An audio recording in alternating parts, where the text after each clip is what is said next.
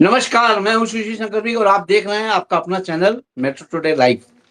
Metro today live में आज जो हमारे साथ आए हुए हैं उनका मैं परिचय करा दूं। कल्याण जी जुड़ते हैं हमारे साथ जयपुर से, सांगानेर से और मंडल अध्यक्ष हैं कांग्रेस के। कल्याण जी आपका बहुत बहुत स्वागत है मेट्रो टुडे लाइव पे। धन्यवाद sir, thank you sir. Kalyan ji, Iran में प्रोटेस्ट हो रहा है और ईरान में प्रदर्शन के बीच खामोनाई के हालत बहुत ही खस्ता हो गई है, क्योंकि हम खामोनाई के घर में लोग घुस गए हैं और वहां पर तख्ता पलट की स्थिति आ गई है। अब देखिए, ये वही खामोनाई है जो 47 साल से इससे कोई निगाह नहीं मिला पा रहा था। 47 साल तक ये एक तरफा राज कर रहे थे। व्यापारियों ने सबसे पहले इसमें दखलंदाजी की, क्योंकि वहां पे रियाल जो था, इनका रुपया है रियाल करेंसी, रियाल जो है एकदम नीचे गिर रहा था और रियाल को गिराने यानी महंगाई वहां पे अपनी चरम सीमा पे आ गई थी। जब चरम सीमा पे आ गई, सबसे पहले व्यापारी इससे हाथित हुए और ईरान व्यापारियों ने अपना काम शुरू कर दिया और इन्होंने ग्रुप बना के वहां पे हड़ताल चालू कर दी। अब धीरे धीरे इसके अंदर जनता भी, जनसंघ भी इसमें जुड़ चुकी है, जो कि अगर जनसंघ जुड़ चुकी है, जनसंघ ने ये हालत कर दिया ईरान में, जो ईरान आज से पांच दिन पहले आग में जल रहा था। इस समय पूरा इलाका जो है ईरान का, तेहरान से शुरू हुआ था, हिंसा तेहरान से शुरू हुई थी और पूरे ईरान में आग लगी हुई। आप इसको किस नजरिए से देखते हैं? क्योंकि इसमें डोनाल्ड ट्रंप भी कूद गए हैं और डोनाल्ड ट्रंप ने सीधा स्पष्ट कह दिया है कि अगर प्रदर्शनकारियों पे हमला हुआ तो इसमें यूएसए भी बीच में आएगा और ट्रंप ने बोला है हम इसमें दखलंदाजी करेंगे। आप इसको किस तरह देखते हैं? ये क्या स्थिति जो है, वर्ल्ड वॉर की स्थिति बन रही है क्या? देखिए जी सबसे बड़ी स्थिति ये है, जी, अमेरिका अपने आप को सर्वे सर्वा मानता है करेक्ट। और पूरे वर्ल्ड का नेता मानता है।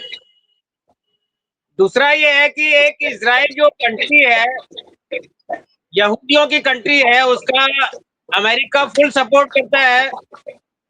और यहूदी, इजराइल प्लस ईरान, इन दोनों की वैसी ही दुश्मनी है जैसी भारत और पाकिस्तान की है। तो जो स्थिति भारत और पाकिस्तान की है वही स्थिति वहां पर है। तो बराबर वहां पर भी छुटपुट घटनाएं चलती रहती है। मगर अभी पिछले कुछ दिनों पहले वहां पर उनमें आपस में लोगों को बंधक बनाना और उनको रिलीज करना, एक मीटिंग हुई थी। वो मीटिंग फेल होने के बाद में आपस में युद्ध चालू हो गया और अमेरिका ने इसमें इजराइल का सपोर्ट किया। और अमेरिका ने वहां के जो प्रेसिडेंट है खमेनी, जो खमेनी, उनको कहा कि आप जो है यहाँ के बंधकों को रिलीज कीजिए, अन्यथा हम आपको नेस्त नाबूद कर देंगे, हमको मिट्टी में मिला देंगे आपको। लड़ाई धीरे धीरे चलती रही और इजराइल ने बहुत सारी वहां पर जो है तहस कर दी, बिल्डिंगे, लोगों को हताहत कर दिया और काफी उनको इस तरह की स्थिति ला दी कि वहां पर बेरोजगारी और महंगाई दोनों की जो दरें हैं वो आसमान छूने लगी। मगर दोनों ही आपस में लड़ते रहे, एक दूसरे पे वार करते रहे।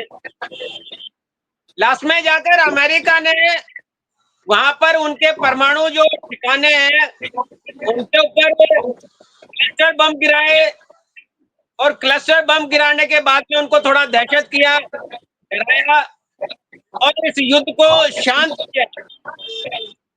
मगर युद्ध शांत होने के बावजूद भी वहां पर जो है छुटपुट घटनाएं या एक दूसरे पे आरोप प्रत्यारोप लगाना और वार करना कंटिन्यू अभी भी जारी है। तो 2018 के बाद से ये स्थितियां हैं कि यूरोपियन देशों ने इराक के ऊपर काफी पाबंदियां लगा दी थी, क्योंकि पिछले 47 सालों से वहां पर राजशाही को हटाकर खमेनी ने अपनी सत्ता स्थापित की और वो अभी बराबर चला रहे हैं, अभी भी कोई बने हुए हैं। तो ये सारी चीजें जो है अमेरिका को और अन्य देशों को और यूरोपियन देशों को, जिन्होंने उन पे प्रतिबंध लगा रखे हैं 2018 से, 7 साल 8 साल से बहुत सारे प्रतिबंध लगा रखे हैं, उसका धीरे धीरे करके परिणाम ये हुआ कि वहां पर बेरोजगारी और महंगाई दो चीजों ने घर कर लिया। जो नई पीढ़ी है, युवा पीढ़ी है, उसको रोजगार नहीं मिल रहा, और जो महंगाई है वो आसमान छू रही है।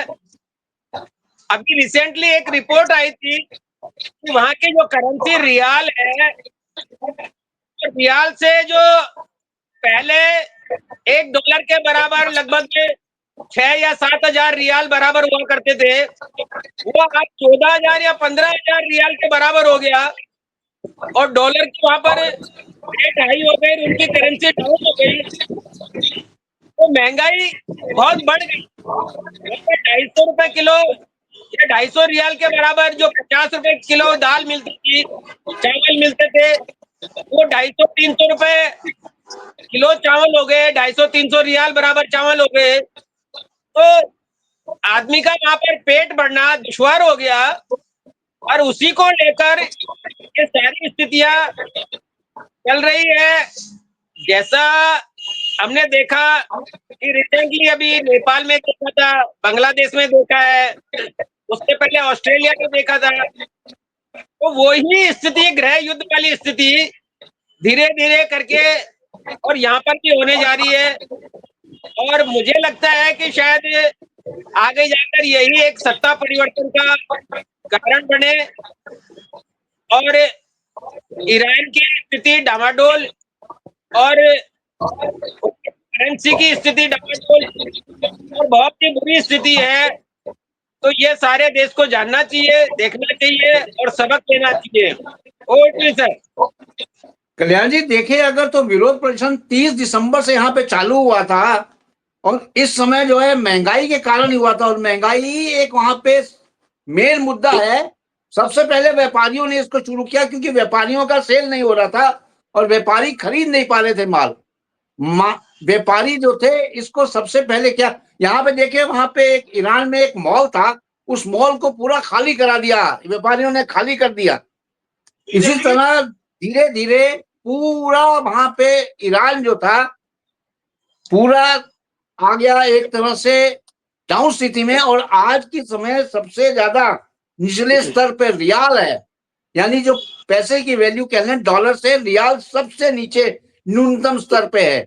अगर जिस प्रदेश की करेंसी न्यूनतम स्तर पे जाएगी, उस प्रदेश में महंगाई होना बहुत ही लाजमी है। और जो महंगाई अगर होगी, तो महंगाई से कई चीजें रिलेटेड हैं, वो सब चीजें एक दूसरे से कनेक्टेड हैं। और अगर महंगाई नहीं कंट्रोल हो सकती है खेमनाई से, तो तख्ता पलट वहां पे निश्चित है, क्योंकि वहां पे सरकार तख्ते पलट की ओर जा रही है, और हो सकता है बहुत जल्दी वहां पे तख्ता पलट भी हो जाए। जी देखिए, आपने बिल्कुल सत्य कहा कि जिस देश की करेंसी डाउन होती है, गिरती है, उसका मतलब है कि उस देश की स्थिति गिरती है। और ये ईरान में हो रहा है जी और ईरान के साथ साथ में भारत को भी सबक लेना चाहिए कि भारत की करेंसी भी डे बाय डे गिरती चली जा रही है, और अगर यही हाल रहा तो कोई अतिशयोक्ति नहीं है कि जो हाल वहां पर है वही हाल इंडिया में भी हो जाए। हम चाहते हैं कि ऐसी स्थिति नहीं आए, इसलिए हमको भी सबक लेना चाहिए, और हमको भी ये देखना चाहिए कि हमारी ग्रोथ किस तरह से हो, हमारे देश में बेरोजगारी मिटे, हमारे देश में महंगाई कम हो।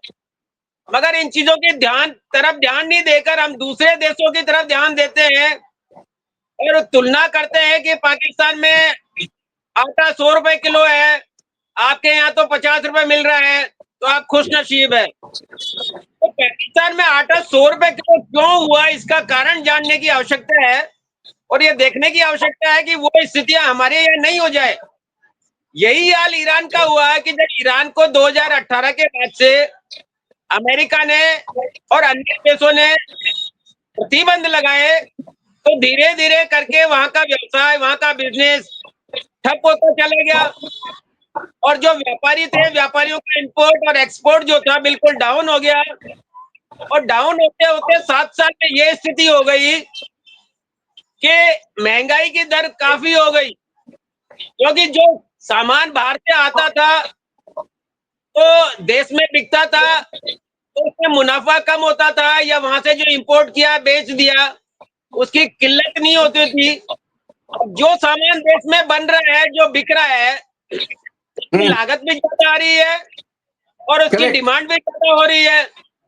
तो दोनों ही चीजों में ईरान को लॉस हो रहा है, क्योंकि किसी भी चीज की डिमांड बढ़ती है तो ये मान के चलिए कि उसका पैसा बढ़ता है और रेट हाई होती है। दूसरा ये है कि बाहर से आपके पास में फॉरेन करेंसी नहीं आ रही, या फॉरेन करेंसी में आपकी डीलिंग नहीं हो रही, तो आपकी करेंसी डाउन होती है, आपका रुपये की अमूल्य होता है, तो रेट बढ़ती है। ऐसा इंडिया में हुआ कि पहले 2011-12 से पहले डॉलर 61 रुपए या 59 रुपए के लगभग हुआ करता था। आज वही डॉलर 90 प्लस है, तो हमारी करेंसी भी ऑलमोस्ट डेढ़ ही हो गई।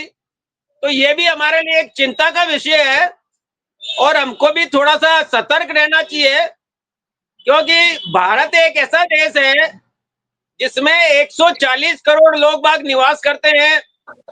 बाकी के जैसे ईरान है, पाकिस्तान है, भूटान है, नेपाल है, ऑस्ट्रेलिया है, बांग्लादेश है, ये हमारे शहरों के बराबर भी नहीं है।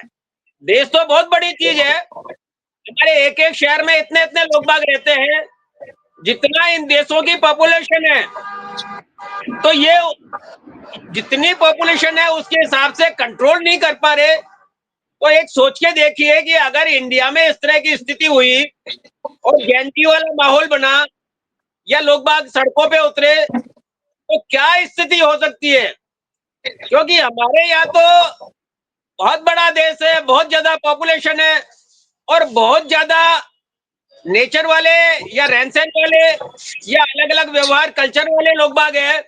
हमारे यहाँ तो 100 किलोमीटर पे एक कल्चर बदल जाता है, एक ट्रेडिशन बदल जाता है, खाने पीने के चीजें बदल जाती है और नेचर बदल जाता है, विचार बदल जाते हैं, भाषा बदल जाती है, बोली बदल जाती है। तो इन चीजों को हमको ध्यान रखना चाहिए कि जिस देश में एक ही बोली, एक ही नेचर और एक ही रहन सहन वाली स्थितियों को वो कंट्रोल नहीं कर पा रहे, तो हम इतनी बड़ी जनसंख्या को कैसे कंट्रोल करेंगे। ये एक सोचनीय विषय है और एक गहन विषय है। हमको उनका मजाक उड़ाकर, उनकी बेइज्जती करके और उनके ऊपर हंसी करके टालने वाली स्थितियां नहीं है। ये स्थितियां देश में लागू करने की है, देश में सोचने की स्थितियां हैं और ये देखना है कि हमारा जीवन जो है वो सुरक्षित रहे, हमारे महंगाई की दर कम हो, हमारी करेंसी का अमूल्य नहीं हो, हमारी करेंसी की ग्रोथ बढ़े या हमारी करेंसी दूसरे देशों में पॉपुलर हो और डॉलर के मुकाबले अपनी करेंसी को राइजिंग कर सके, बहुत बेहतर होगा। कल्याण जी, आज की स्थिति वहां पे ये हो गई है कि जो भी वहां पे जनता सड़क पे आई हुई है उनका सामना हो रहा है ईरानी पुलिस से। ईरानी पुलिस उन पे फायरिंग कर रही है, लेकिन फायरिंग का भी उन पे कोई असर नहीं हो रहा है, क्योंकि वो जा रहे हैं दुकानों में और दुकानों को लूट रहे हैं। क्योंकि यहाँ पे खाने पीने के सामान जहाँ पे हैं वो जा रहे हैं कि स्टोर्स में और दुकानों को लूट के सामान लेके अपने हाथों में जा रहे हैं। ये स्थिति वहां पे आई है केवल उनका जो रुपया जो था, रियाल डाउन हुआ था, इसके कारण आई है। और वहां पे जो थी खौमनाई जो है इसको कंट्रोल नहीं कर पाए।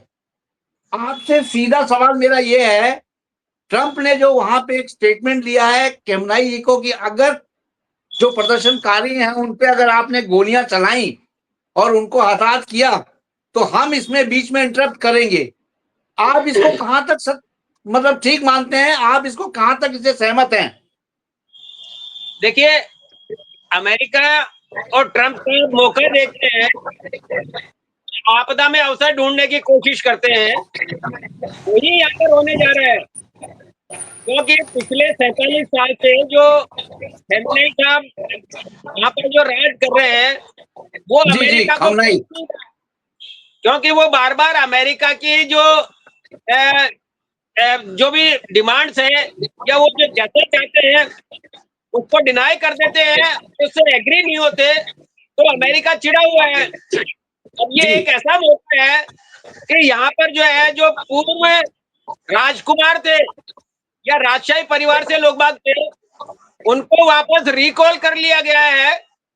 और इसमें एक अमेरिका का बहुत बड़ा हाथ है, क्योंकि अमेरिका खुद जाकर तो वहां पर शासन कर नहीं सकता, इसलिए उन्होंने अल खमेनेई का एक कंपटीटर ढूंढ लिया और वहां की जनता अभी उनसे नाराज है, अल खमेनेई से। तो उनको दूसरा कोई लीडर चाहिए, और एक लीडर उन्होंने जो पुराने राज परिवार से थे और जो बाहर थे उनको इनवाइट कर लिया। और इनवाइट करने का मतलब यही है कि वो चाहते हैं कि वहां पे सत्ता परिवर्तन हो और जैसा अमेरिका चाहे वैसी टर्म्स एंड कंडीशन डाले वहां पर, क्योंकि जो परमाणु क्षमता है या परमाणु परीक्षण है उनके बारे में प्रतिबंध अमेरिका लगाना चाहता था और ईरान का सपोर्ट कर रहा है। वो ईरान चाहता नहीं था, क्यों? इजराइल का सपोर्ट कर रहा है। ईरान चाहता नहीं कि इजराइल का अमेरिका सपोर्ट करे और हमसे अपनी मांगे मनवाए। तो ये कंट्रोवर्सी थी, इन दोनों को लेकर विरोधाभास वाली स्थिति थी, उसको धीरे धीरे अमेरिका ने शह दी। और हमको ये सुनने में आया है कि अमेरिकन जो है CIA वो वहां पर पहुंच गई है और वो वहां पर एक गृह युद्ध की स्थिति क्रिएट कर रही है और वहां के लोगों को भड़का रही है, ताकि अल खमेनेई को वहां से टर्मिनेट कर सके, उसको अरेस्ट कर सके और नई राज सत्ता पर, नई राजगद्दी पर पुराने जो राज परिवार के सदस्य थे उनको स्थापित कर सके। तो ये बहुत बड़ा एक षड्यंत्र कह सकते हो, ये बहुत बड़ी चाल कह सकते हो, प्लानिंग कह सकते हो। तो ये अमेरिका चल रहा है और चला रहा है। और अगर अमेरिका इसमें सक्सेस हुआ तो देखिए आगे जाकर क्या स्थिति बनती है कि एक अमेरिका का एक गुलाम या अमेरिका की शर्तें मानने वाला एक नया देश और उसकी लिस्ट में जुड़ जाएगा, क्योंकि अमेरिका वहां पर चाहता है कि वो वहां पर जितने भी खनिज है उनके ऊपर अपना नियंत्रण करे, वहां पर अपना बेस बनाए, मिलिट्री बेस बनाए। और अल खमेनेई इन दोनों ही चीजों से एग्री नहीं है। वो नए अमेरिका को वहां पर अपना बेस बनाने दे रहे, नए वहां पर जो खनिज है उसको निकालने दे रहे। तो अमेरिका कैसे भी कर कराकर उनको वहां से सत्ता से हटा के अन्य किसी व्यक्ति को बिठाना चाहते हैं। और सबसे बड़ा कारण भी गृह युद्ध का यही है, क्योंकि जो महंगाई है वो तो है ही, एक वास्तविकता है, मगर उस वास्तविकता का सहारा लेकर और उस महंगाई का, बेरोजगारी का सहारा लेकर एक उन्होंने आपदा में अवसर ढूंढ लिया अमेरिका ने और जी वहां की सत्ता को कह दिया, निर्देश दे दिए कि अगर आपने इन प्रोटेस्टियों के ऊपर गोली चलाई तो हम आपका विरोध करेंगे और हम आपके ऊपर आक्रमण करेंगे। तो जब गृह युद्ध होता है, किसी मॉल को लूटा जाता है, किसी दुकान को लूटा जाता है या किसी सरकारी संस्थान में लोगों का घुसना होता है, वहां पर आग लगाई जाती है, तो वहां की गवर्नमेंट उससे बचने के लिए जरूरी है कि वो गोली चलाएगी। और गोली चलाएगी तो अमेरिका कहेगी कि हमने पहले ही कहा था कि आपने ऐसा करोगे तो ऐसा करेंगे। और वही होने जा रहा है। Over to you sir.